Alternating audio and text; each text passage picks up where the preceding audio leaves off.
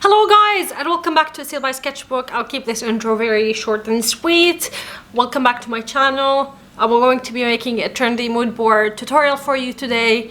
If you want a more detailed tutorial for Photoshop, I will suggest you this one just because it's a little bit better when it comes to setting your foundation in Photoshop. This tutorial is inspired by fashion design mood boards and they're pretty trendy right now. You can use it for creating a nice Instagram feed if you would like. And speaking of Instagram, you can follow me on Instagram at Aseel by Sketchbook if you want. Of course, no pressure. Let's get this party started.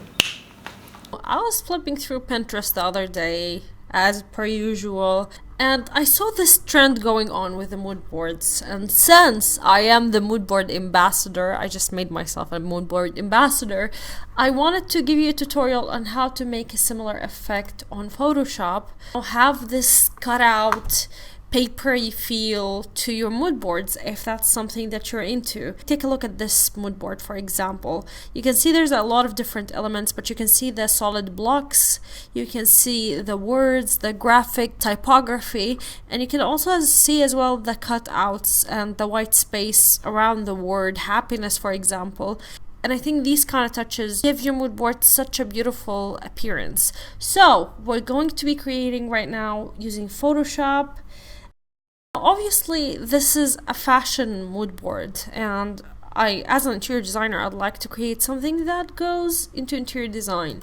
But these kind of images, they just are the ones that we're looking for. So I have a project on the horizon, and I know exactly type of interior it requires, and it's something into whimsical interior, and I want to find an image that represents that, because the foundation of a good mood board, if you see my first mood board tutorial, you will see that there's a bunch of textures and materials and pictures that you collect together to show the creative direction to your client and also to understand yourself, where are you heading. So right now I'm looking for something that represents the mood that I'm looking for, something like that. It's between the bohemian and the whimsical. So when I want to copy the image and I want to go to Photoshop, open up a new file, I'll choose an A4 paper, Control V. Okay, so now that I applied the transformation, I have this picture. Maybe I want to make it a bit bigger actually. So yes, we're gonna apply the transformation. If you can't see those little boxes on the corners, what you can do is just click on the show transform controls. This is how you can, show it if you can't see it. So yeah, let's find other pictures that relate. I see a lot of wood tones, I see a lot of bohemian touches. So yeah, it's whimsical and it's bohemian. I'm gonna be adding this picture too, just because it can relate.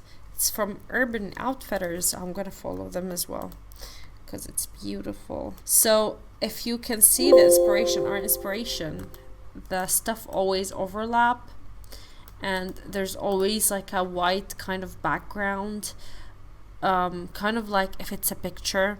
So how I'm gonna do that, I'm gonna right click on the layer, go to blending options, and then from there we're gonna do a stroke,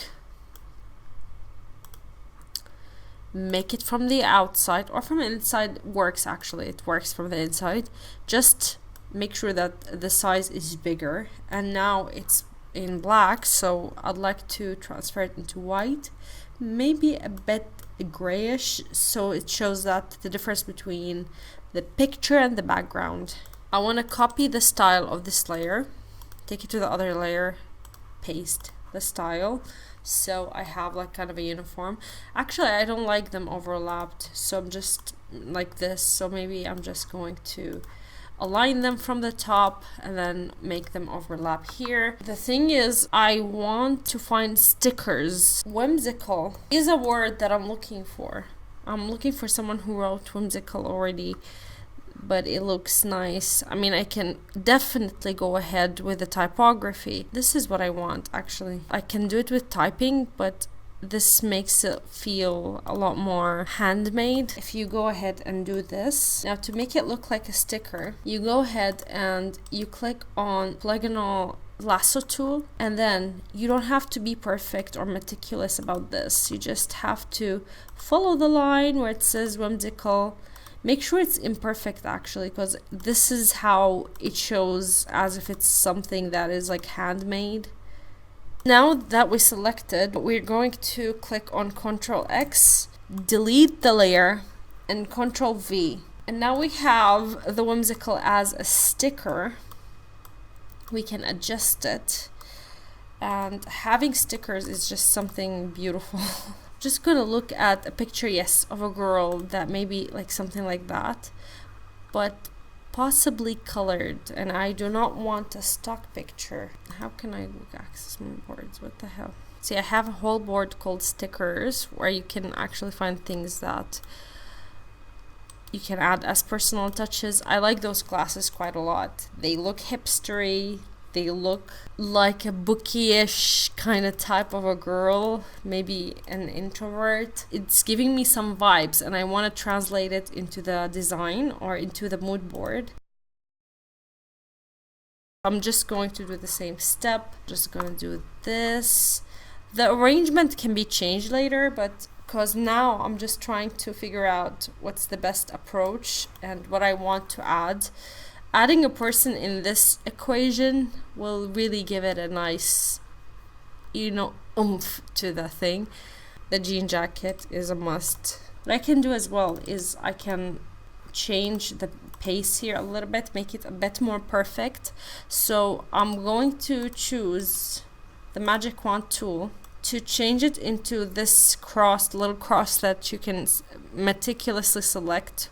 You just click the caps lock, and what I'm going to do is I'm going to delete the background, deselect by clicking Ctrl D, and now I have the jean jacket as an element that I can click on stroke to give it a little bit more of a depth or a stickery feel.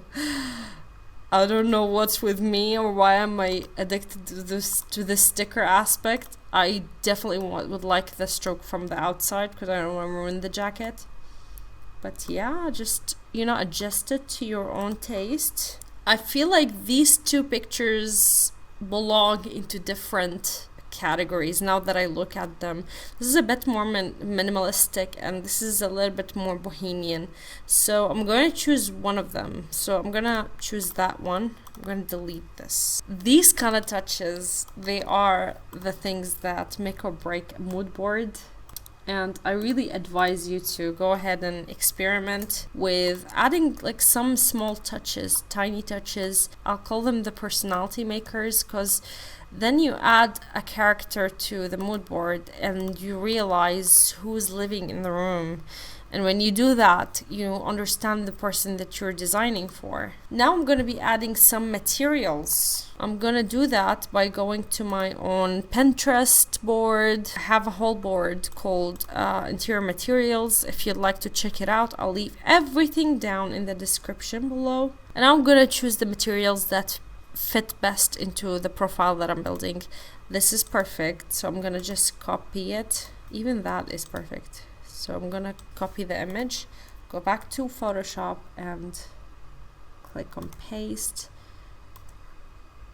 Now if this happens, what you just do is, it's very simple fix. You take it down, you can name your layers, you can be meticulous about it. I'm not feeling it, not today, so go ahead and do whatever you want, you know? Don't let anybody stop you. Other materials that I feel fit within this whimsical bohemian space would be actually a mix of wood, so something a bit more rustic. Mixing wood sometimes just gives it a little bit more personality, and this is what's happening in the image actually. And I've selected the bottom of the planks of the wood. Just going to delete them just because I would like to see how balanced I can get.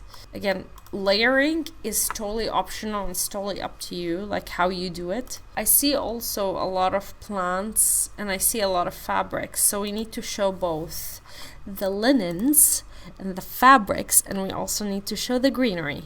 positive that I've saved. Yes, I've saved some linen, but maybe we would like something that is a bit more flowy. This is perfect. See, adding a person in there, someone who might match the style of your client, is such a personal touch. So if you'd like to do that, go ahead and do so. I actually like her turn to the other side, so I'm going to flip it. Vertically is not bad, but horizontally is where I can hide the face a little bit, just to like make it more mysterious and show the parts that fit my aesthetic best. By the way, speaking of aesthetic, I think this picture is a bit too pinkish, so what I'm going to do is I clicked on it and I'm going to click on Ctrl U. Okay, now we go into saturation and we dial down the saturation. We change the hue a little bit, just not to have that pink tone, and just like so. Actually, I could use a little bit more editing. I will change the brightness and the contrast to it. Again, take the same edit or the layer style and apply it to the wooden planks, just because it will again add to it. And I'm going to take this layer style and apply it to those wooden planks. Paste. Right. And then as you are editing your mood board, what you can do is like adjust the visual weight. Like I feel the jacket is a bit too heavy for the rest of the picture. And I'm also going to adjust the visual weight by going ahead and editing the colors of the jacket. So I'm just going to go to adjustment, brightness and contrast, increase the brightness and lower the contrast a little bit, Ctrl U again, and we're going to desaturate. So now it's a bit more soft. Let's talk about the rest of the materials. I see the Persian rug here, and I think we need to accentuate existence of it. We do need to tone down the hues of the red. Adjustment, brightness and contrast. We're going to increase the brightness, lessen the contrast. And again, it's like applying a filter to the whole thing, because we kind of use the same settings. We decrease the saturation and we add a little bit of lightness and we lessen the contrast. So this is how we do it. So even the blues within the Persian rug now match the jean jacket, which is perfect. Now, as you can see, it's not centered. Our collage thing is not centered, so we're going to select everything and take it down to make sure that it stays within the same frame. You can click shift while you're moving. Now let's just adjust the stickers again, and let's move on to the next picture. Sorry to cut your tutorial, but if you haven't subscribed already, I have a lot of great content coming up, so please feel free to subscribe. And yeah, continue tutorial now. That was our original inspiration. There's a lot of pictures overlapping. Now I'm trying to take this and just get inspired and not exactly follow the same thing. But I do like these kind of, you know, additions. This actually would be nice, especially if you want to add this picture or this hue of color to the room. It's nice to add these stickers. And let's change the colors a little bit to match our Persian rug, because by the end of the day, your job as an interior designer is to match everything or make all of your eclectic mixes, make it cohesive. I'm gonna copy the layer style here, paste it on the Persian rug. These kind of swatches are perfect if you want to create a color scheme in a hipster way. I've just again selected it and I've pasted this whole thing. And the key of actually working with this is to choose the colors that you want to involve. Take them, delete the layer, and then you have it. And then add the other tones that you want to add to this kind of arrangement. Now we add pieces of furniture that we think matches our mood. And again, I have a board for that because God knows I do this all the time. White background furniture is the name of the board. If you'd like to take a look, this wooden accent table, side table would work. Maybe the canopy bed would also be a nice touch. The key behind Pinterest is finding a picture that you feel like that would go nicely with your mood, and then clicking on it and seeing the suggested pictures, because most likely you'll find a better picture, a better fitting picture for your mood board. So there's that.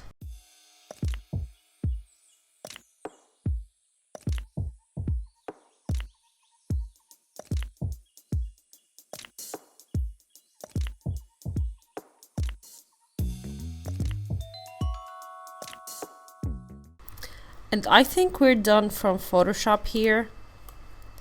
Just like it's a matter of, you know, rearranging, final touches, look if everything is balanced, see if we want to add anything more, or we want to make something less existing, or we want something to be removed actually. Because I feel like maybe we did go a little bit overboard. I don't mind it. I feel it's the right vibe. It's what I want to give. Now what I'm gonna do is I'm gonna save this, take it to my iPad, and we're gonna do some post-production, those sketchy line types, you know, just to add this a little bit more character and personality. It's also in the inspiration, so that works. Let's do that.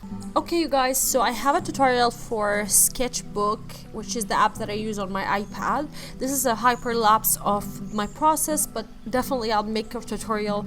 And if you want to stay tuned for that, of course you can subscribe, but please give this video a thumbs up. Since you're already here, thank you very much. It helps a lot. And yeah, enjoy the hyperlapse.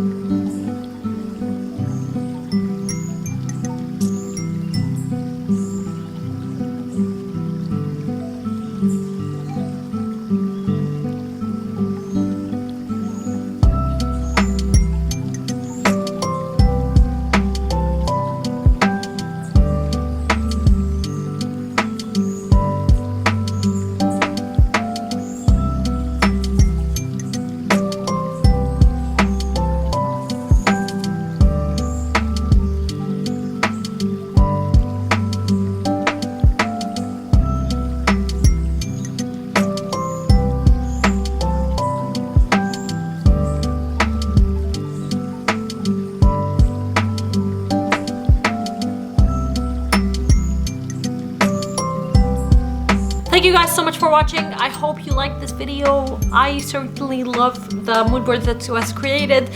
Show me yours, tag me on Instagram if you do create this mood board, or send it to me on my website. I'm gonna be blogging as well on my website, so if you'd like to see that, just follow this link, or I'll link everything down below. Anything that you saw in this tutorial will be linked down below.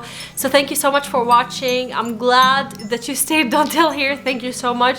And feel free to watch this video or any video that you like, or this or that video. And have a great time of the day wherever you are in the world.